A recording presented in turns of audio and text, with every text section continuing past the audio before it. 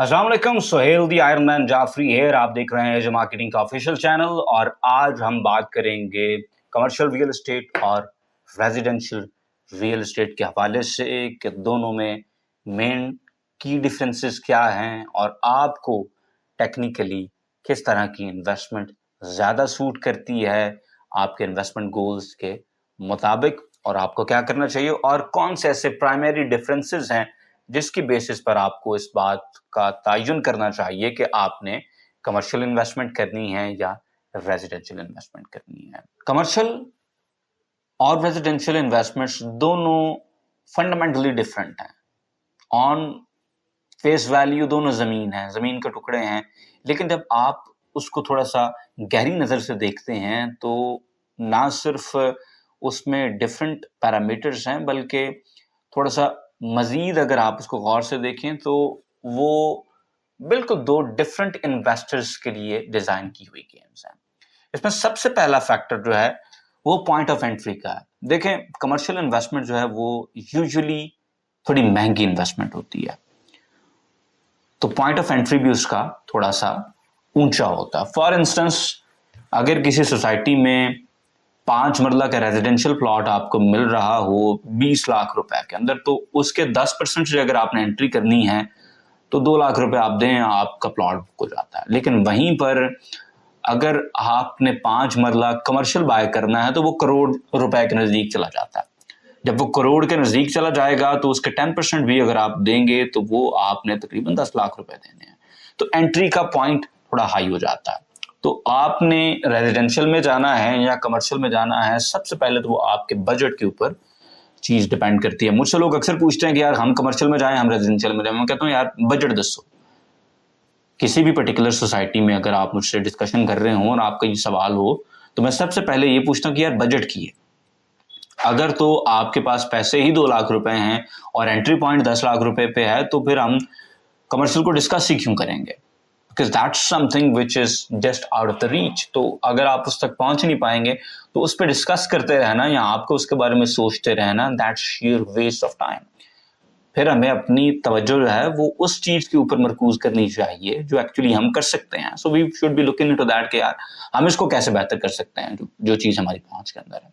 अच्छा, दूसरी चीज जो है वो रिस्क जो है उसकी बात है। देखें, जो चीज जितनी ज्यादा महंगी है, जितने ज्यादा पैसे आप लगाएंगे तो रिस्क मार्केट के अंदर होगा। अगर वो सेम जो रिस्क है वो सेम प्रोपोर्शन के साथ आप दोनों डिफरेंट प्रोजेक्ट्स की डिफरेंट किस्म की इन्वेस्टमेंट्स के ऊपर लगाएंगे तो वो एक्चुअल कैपिटल अमाउंट के ऊपर ज्यादा बन जाएगा। फॉर इंस्टेंस, अगर आपके 2 लाख रुपए की बुकिंग है और वो माइनस में जाती है, लेट्स से वो 50% माइनस के अंदर चली जाती है, तो 2 लाख में से 1 लाख रुपया जाएगा वक्ती तौर पे। लेकिन अगर वो कमर्शियल की आपकी बुकिंग है और वो 50% उसका रेट गिर जाता है ड्यू टू एनी रीजंस, तो अब आपको 5 लाख रुपए का लॉस हो जाता है वक्ती तौर पे। जब तक कि वो मार्केट वापस नहीं आती है और करेक्शन नहीं होती है, सही तरह से स्टीयर नहीं होती है, तब तक आपको 5 लाख रुपए का लॉस है। तो रिस्क जो है वो उसी प्रोपोर्शन से दोनों इन्वेस्टमेंट्स के साथ रहेगा, लेकिन चूंकि एक की अमाउंट ज्यादा है तो फिर उसका रिस्क आपको कैश वैल्यू के ऊपर ज्यादा पड़ेगा। दूसरे के चूंकि अमाउंट कम है तो उसकी वजह से आपको उसका रिस्क भी कैश वैल्यू के ऊपर कम पड़ेगा।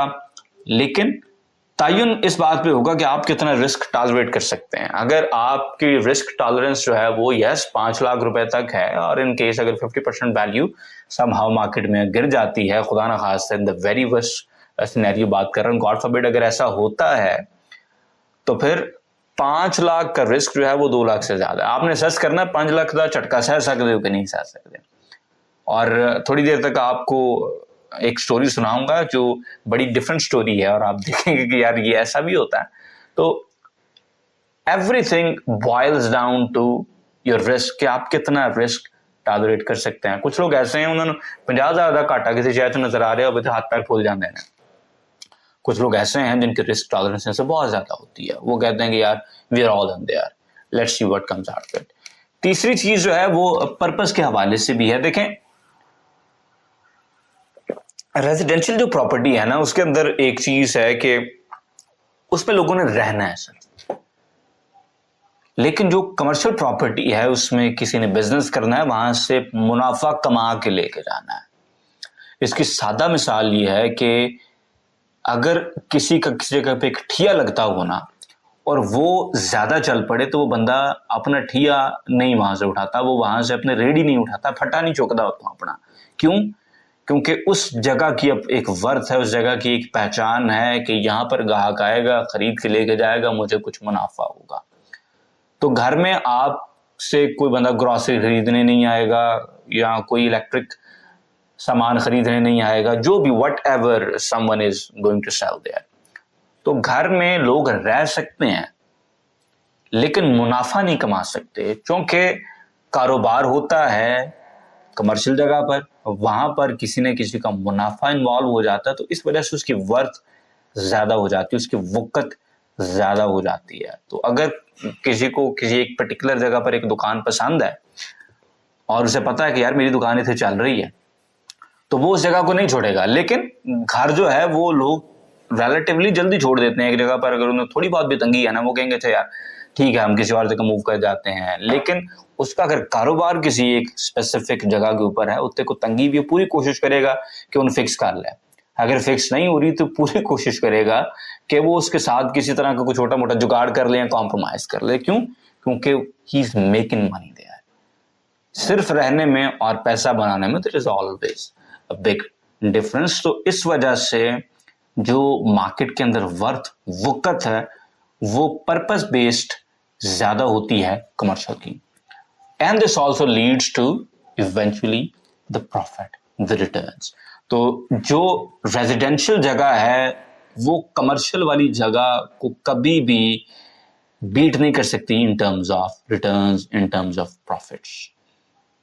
उसकी वजह आप ये कह लें कि कमर्शियल में पैसे भी ज़्यादा लगते हैं, उसमें चूँकि रिस्क भी ज़्यादा होता है, तो फिर उसके प्रोपोर्शनेटली ही रिवॉर्ड भी ज़्यादा आना चाहिए। उसको आप यूँ भी देख लें कि वहाँ पर चूँकि someone would make money by just sitting there, by just being there, तो इसलिए उस जगह की वर्थ वो ज़्यादा होगी।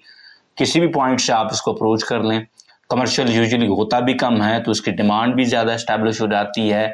आप किसी भी पॉइंट ऑफ व्यू से अगर आप इसको देखते हैं तो जो रिटर्न्स हैं वो हमेशा आपको कमर्शियल से ज़्यादा आएंगे, and by leaps and bounds ज़्यादा आएंगे। आई मीन कंपेरेबल ही नहीं होंगे, बिल्कुल मुख्तलिफ दोनों इन्वेस्टमेंट्स के रिटर्न्स होंगे और आपको एक बड़ा क्लियर डिफरेंस दिखाई देगा। मेरे एक बड़े अच्छे दोस्त हैं और उनको किसी वक्त में किसी ने ताज रेजिडेंशिया की फाइल्स बिकवा कर फैसल हिल्स के अंदर ऑल ड्यूज क्लियर कमर्शियल का प्लॉट लेके दिया था, जो कि उस वक्त उन्होंने तकरीबन 2.5 करोड़ रुपए कैश में उठाया था। ये उस वक्त की बात कर रहा हूँ जब फैसल हिल्स एग्जेक्टिव का जहाँ पर गेट है, यहाँ पर पुलिस का एक नाका होता था, इससे बिल्कुल साथ ही एक बहुत बड़ी खाई होती थी, जिसको शायद खाई कहना भी शायद उसके साथ इंसाफ नहीं है। और मेन बुलेवर्ड के ऊपर उन भाई को एक कमर्शियल किसी ने ले दिया, और शुरू में खैर वो जिस तरह से बंदा पछताता भी है कि मेरे पैसे फंस गए, नहीं आ रहे थे तो कोई शायद नहीं आएगी, कुछ बन नहीं रहा, but somehow he clung on to that investment और उन्होंने उसको बेचा नहीं। फिर वक्त आपको पता है कि बदलता है, और जब वक्त बदल के आया, चक्का घूमया ਜਦੋਂ, तो उस भाई ने 8.5 करोड़ रुपए के अंदर अपना वो कमर्शियल प्लॉट बेचा है। That's 6 crore worth of profit जो कि उन्होंने उस एक जगह से लिया। तो जब आप अच्छी जगह पे इन्वेस्टमेंट करते हैं और आप उसके साथ वेट करते हैं तो आपको हमेशा अच्छे रिटर्न्स वहां से मिलते हैं।